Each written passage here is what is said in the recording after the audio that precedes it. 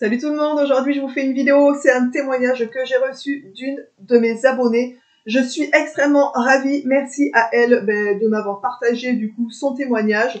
Je trouve ça vraiment hyper intéressant. Voilà, j'avais fait une vidéo sur mes contacts avec les défunts il y a quelques temps de ça et sur les rêves prémonitoires que j'avais fait qui était assez hallucinant. Je vous noterai la vidéo sur les rêves prémonitoires ici, hop, pour ceux que ça intéresse et qui ont envie d'aller voir mes expériences avec ça. Et j'avais dit dans ces deux vidéos que si jamais vous qui me regardez, si vous avez eu des choses un petit peu bizarres qui vous sont arrivées, des rêves prémonitoires, des contacts avec des défunts, si vous avez fait du Ouija, comment ça s'est passé, si vous avez envie de me partager en fait votre expérience sur des choses un petit peu paranormales, surnaturelles, etc., n'hésitez surtout pas à venir me les mettre soit en commentaire ici, soit en mail tout simplement, lemonde-de-cendre@gmail.com. N'hésitez pas à venir me les partager et je me ferai un plaisir du coup de les partager avec vous pour que vous puissiez voir un petit peu voilà, qu'il y a beaucoup de monde en fait qui font des rêves prémonitoires, qui ont des contacts avec les défunts, qui ont vécu des choses un petit peu étranges. Je vous ai fait une vidéo d'ailleurs il n'y a pas très longtemps aussi sur un témoignage de quelqu'un qui m'avait écrit sur les dames blanches, etc. Donc c'est plutôt sympa à écouter et à se rendre compte vraiment que c'est un phénomène qu'on y croit ou pas qui peut arriver à tout le monde. Bref, voilà. On va passer au témoignage que j'ai reçu. Donc c'est une dame qui m'a dit « J'ai fait un rêve prémonitoire il y a 2 nuits.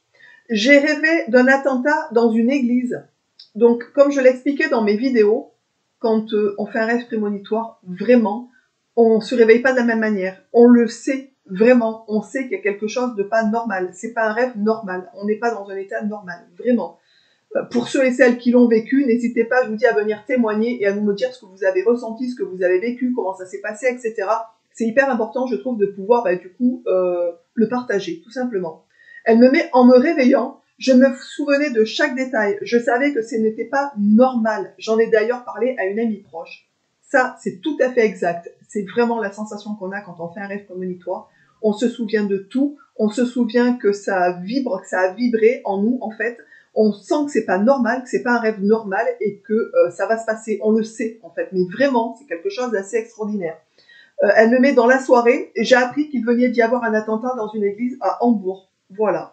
Donc ça, c'est un témoignage court, rapide, efficace, je trouve, sur les rêves prémonitoires, qui regroupe vraiment, je pense, tout ce qui est essentiel à savoir. C'est-à-dire que lorsqu'on se réveille, je vous dis, on le sait que c'est pas un rêve normal. On sait que ça va se passer.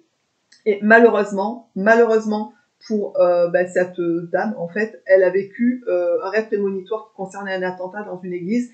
Et voilà, et elle s'est rendue compte quelques jours après, 2 jours après, que dans la soirée même, elle a appris qu'il y avait eu un attentat dans une église et que ça s'était déroulé comme dans son rêve, en fait, tout simplement. Voilà. Alors pourquoi elle? Pourquoi on ne peut pas expliquer les choses? Il y a des gens qui sont sensibles, plus sensibles que d'autres, qui seront amenés à faire peut-être plus de rêves prémonitoires ou qui aura plus de contacts, etc. que d'autres. Mais peu importe, sachez que ça peut vous arriver du jour au lendemain et que si jamais ça devait vous arriver, vous saurez que c'est un rêve prémonitoire et pas que c'est un rêve, on va dire, classique. Voilà. N'hésitez pas à venir me contacter, n'hésitez pas à m'envoyer vos témoignages. Ça me fait hyper plaisir de pouvoir les présenter sur cette chaîne. Je trouve ça hyper intéressant. Je vous embrasse tous et toutes bien fort et je vous dis écoutez, à très vite dans une prochaine vidéo. Ciao.